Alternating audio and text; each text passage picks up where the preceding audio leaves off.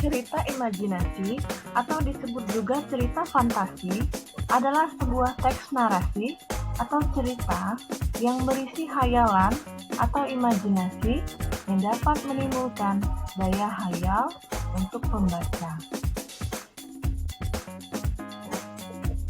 Ciri-ciri umum cerita imajinasi: yang pertama, ada bagian cerita yang tidak masuk akal.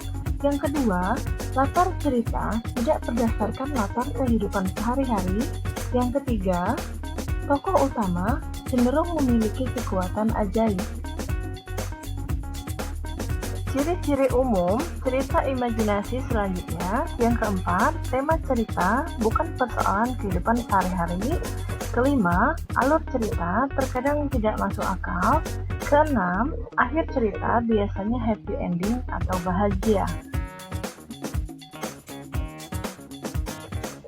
Lanjutan dari ciri-ciri cerita imajinasi. Yang ketujuh, cerita imajinasi bersifat menghibur.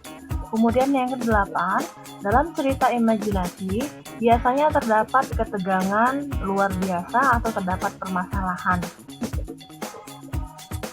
Unsur-unsur intrinsik cerita imajinasi atau fantasi adalah: yang pertama, tema adalah ide yang mendasari sebuah cerita. 2. Alur adalah jalan cerita. 3. Tokoh adalah pelaku dalam cerita, sedangkan penokohan adalah watak tokoh. Unsur-unsur intrinsik selanjutnya dalam cerita imajinasi terdapat latar. Latar adalah tempat peristiwa atau waktu kejadian dalam cerita. Kemudian yang kelima, amanat. Amanat adalah pesan yang hendak disampaikan pengarang kepada pembaca. Baiklah, saya Yuristika Sapitri. Demikianlah pemaparan tentang cerita imajinasi atau cerita fantasi yang saya sampaikan.